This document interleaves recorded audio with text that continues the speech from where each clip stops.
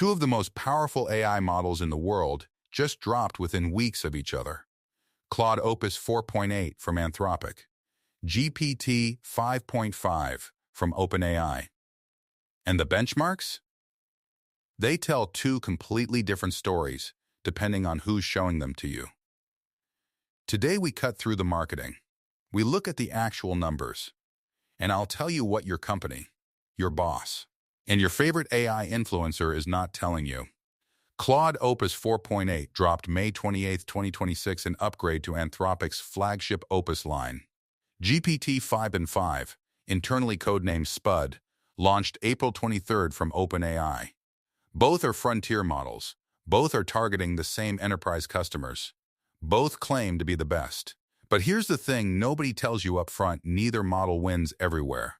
And the category where each wins tells you everything about which one you should actually be using.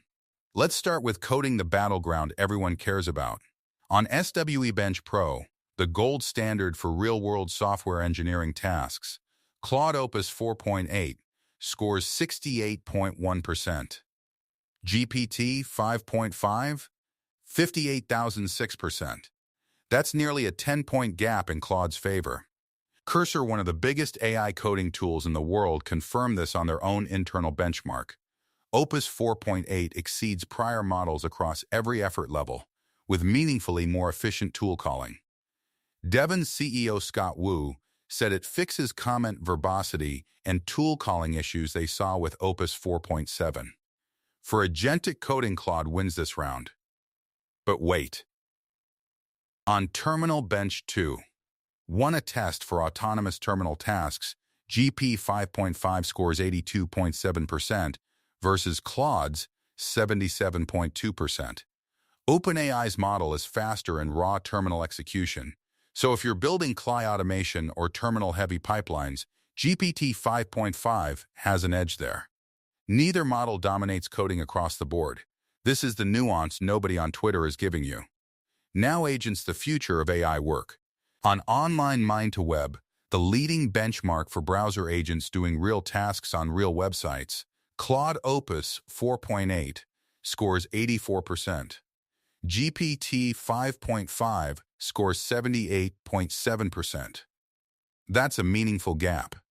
The team at 𝗽𝗿𝗍 confirmed Opus 4.8 is the strongest computer use model they've tested. And Anthropic also launched Dynamic Workflows this week, a feature that lets Claude Code spin up hundreds of parallel sub-agents for massive code-based migrations. GPT 5.5 has nothing like this right now. For agentic workflows at enterprise scale, Claude is the clear winner. Here's the angle nobody is covering. Anthropic built something into Opus 4.8 that I think is going to matter more than any benchmark: honesty. Specifically, the model is 4 times less likely than Opus 4.7 to let flaws in its own code pass without flagging them. It proactively flags issues. It pushes back when a plan isn't sound.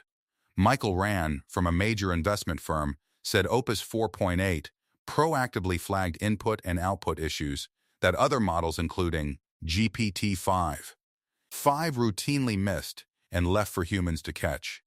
In professional and enterprise workflows, that's not a nice to have.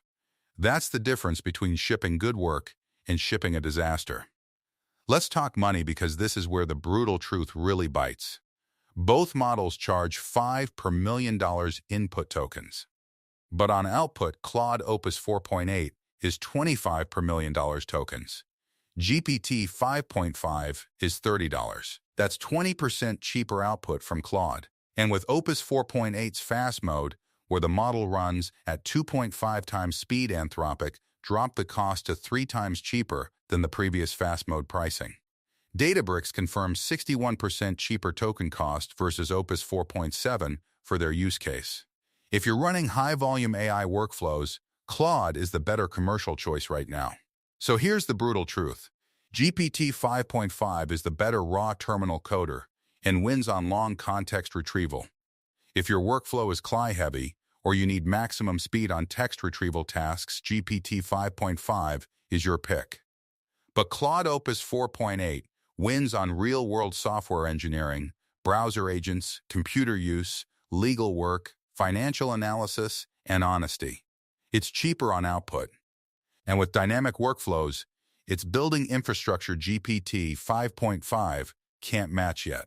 For most enterprise and professional use cases in 2026, Claude Opus 4.8 is the better model.